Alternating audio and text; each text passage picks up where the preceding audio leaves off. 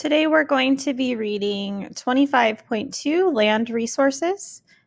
You can turn to 659. Our objectives are to describe why land is considered to be a natural resource, recognize the need to protect Earth's land as a resource, and explain how humans adjust to the uneven distribution of land resources. Our vocabulary words: desertification, bedrock, aggregate, ore, and ganj. In the springtime, many people visit garden centers and buy sand, mulch, meat, moss, topsoil, and different kinds of rocks for landscaping purposes. These materials are all derived from land, a valuable natural resource. Land provides places for humans and other organisms to live and interact. Land also provides space for the growth of crops, forests, grasslands, and for wilderness areas. Protected land. Of all the land in the United States, 42% is certified as public land, which consists of forests, parks, and wildlife refuges. Of these public lands, 73% is located in Alaska, and 22% is located in the western states. These land areas are federally administered to protect timber, grazing areas, minerals, and energy resources. Some public land, such as national forests, is managed for sustainable yields and includes multi-use areas where resources are used for many purposes, including recreation. Public land includes grasslands, prairies, deserts, scrub forests, and other open spaces. Some of these more remote areas eventually may become wilderness areas, places that are maintained in the natural state and protected from development. The National Park System preserves scenic and unique natural landscapes, preserves and interprets the country's historic and cultural heritage, protects wildlife habitats and wilderness areas, and provides areas for various types of recreation. About 49% of the land in the National Park System is designated as wilderness. National wildlife refuges provide protection of habitats and breeding areas for wildlife, and some provide protection for endangered species, as shown in Figure 25.2.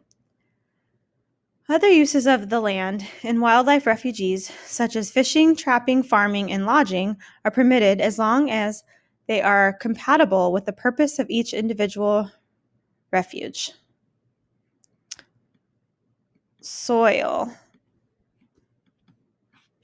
Do you know what is in the soil under your feet?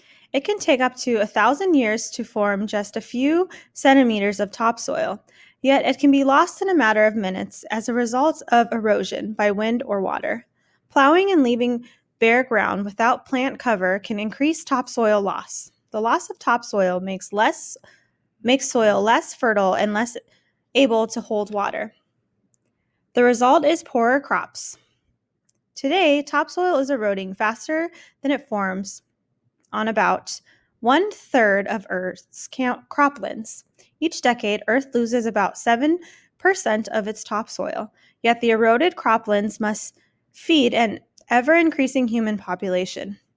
In arid and semi-arid areas of the world, the loss of topsoil leads to desertification, which is the process whereby productive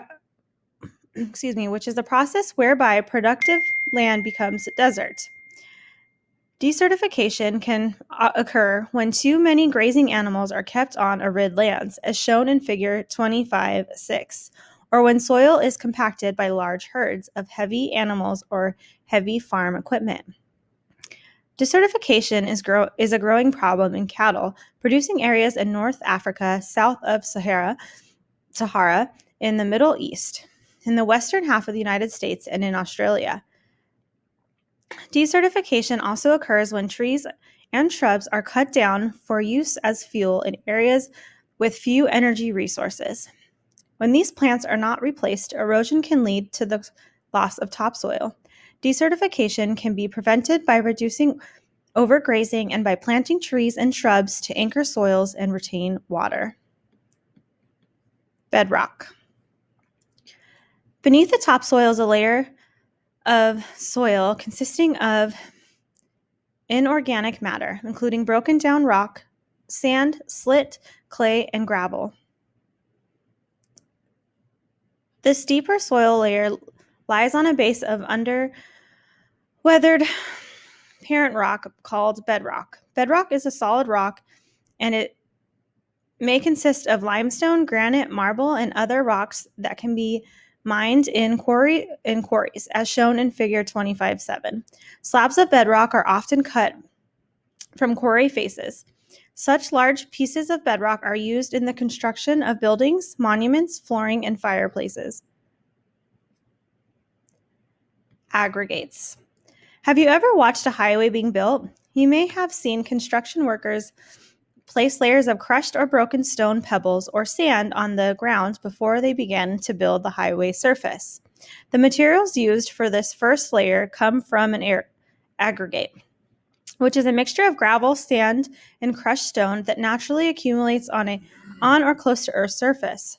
Some aggregates are found on floodplains, in river valleys, and in alluvial fans in mountainous areas. Other aggregates were deposited by glacial activity in moraines, eskers, kames, and outwash plains.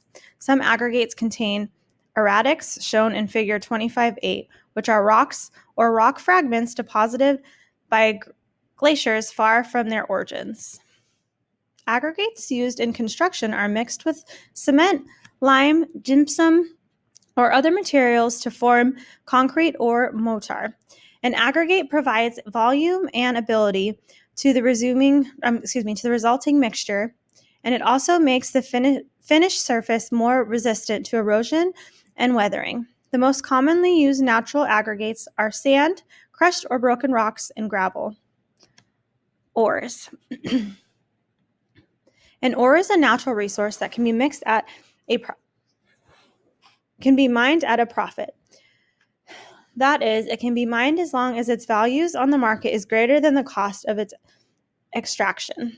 For example, the mineral hemanite is an iron ore because it contains 70% iron by weight.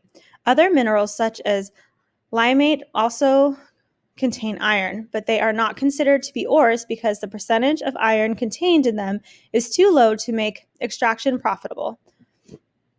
Ores can be classified by the manner in which they're formed. Some ores are associated with igneous rocks, whereas others are formed by processes at Earth's surface. Settling of crystals. Ores associated with igneous rocks may contain iron, chromium, and platinum. Chromium and platinum ores can form when minerals crystallize and settle to the bottom of a cooling body of magma. Chromate ores deposits are often found near the bases of sills and other igneous intrusions. One of the largest deposits of chromium and platinum in the world is the Bushveld complex in South Africa. Hydrothermal fluids. The most important source of metallic ore deposits are hydrothermal fluids. Hot water and other fluids may be part of the magma that's injected into surrounding rock during the last stages of magma crystallization. Because atoms of metals, such as copper and gold, do not fit into the crystals of feldspar and offer minerals during the cooling process, they become concentrated in the remaining magma. Eventually, a solution rich in metals and silica moves into the surrounding rocks to create ore deposits, known as hydrothermal veins. Hydrothermal veins, such as the one shown in Figure 25.9, commonly form along faults and joints. Chemical precipitation. Ores of magnesium and iron most commonly originate from chemical precipitation in layers. Iron ores in sedimentary rocks are often found in bands made up of alternating layers of iron-bearing minerals and chert. The origins of these ores called banded iron formations is not fully understood. Banded iron formations may have resulted from volcanic activity or weathering, and then may have been deposited in layers in shallow, water-filled basins during the Precambrian or to form sedimentary rocks. Banded iron deposits are discussed in more detail in Chapter 22. Placer deposits. Some sediments, such as grains of gold and silver, are heavy. When stream velocity decreases, as for example, when a stream flows around a bend, heavy sediments may be dropped by the water and deposited in bars of sand and gravel. Sand and gravel bars that contain heavier sediments such as gold nuggets, gold dust, diamonds, platinum, and gemstones, as well as rounded pebbles of tin and titanium oxides, are also known as placer deposits. Some of the gold found during the gold rush in California during the late 1840s was located in placer deposits. Concentration of weathering.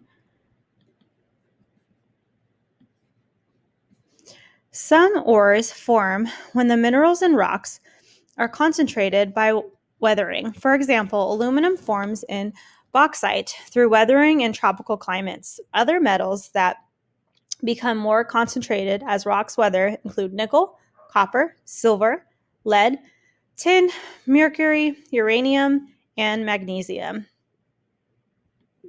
Other land resources. Are there many brick buildings where you live? Bricks are made from clay, another resource found on land. Clay is a sediment and a group of minerals made up of tiny particles with diameters of less than 0.004 millimeters. In addition to bricks, clay is used to make china, ceramics, tiles, and pottery. It is also used in the paper making process. Salt or sodium chloride also occurs in deposits both on Earth's surface and underground. One of the most famous salt mines in the world, the Wyczlazaka salt mine in Poland, is shown in Figure 2510. Other mineral resources found on land include gypsum, which is used to make plaster, talc, which is used in cosmetics, and graphite, which is used as a lubricant. Both salt and gypsum deposits can form when seawater evaporates. Using land resources. Although many of the resources that you have learned about in this section can be extracted with little impact on the surrounding environment, the extraction that others can have negative impacts. Mines that are used to remove materials, form the ground surface, destroy the original ground contours. Open pit mines leave behind waste rock that can weather and release pollutants into the air and water. The extraction of mineral ores often involves grinding parent rock to separate the ore. The material left after the ore is extracted, called gangue, may release harmful chemicals into groundwater or surface water. Sometimes chemicals that harm the environment are used to separate ores. Mercury is used to extract gold from alluvial deposits of sand along rivers in the Amazon River basin. Liquid mercury dissolves the gold particles in the deposits, forming a solution. When the solution is heated, as shown in Figure 2511, the mercury evaporates, leaving the gold behind. Miners have inhaled mercury vapors, and people who live downstream from the mining operations have been poisoned by mercury. Mining sometimes exposes other minerals, such as pyrite, that form acids as the weather and pollute groundwater. In addition to causing environmental problems, mining itself is a dangerous activity. In fact, the National Safety Council has identified mining as the most dangerous occupation in the United States. Of all occupations, it has the highest yearly death rate.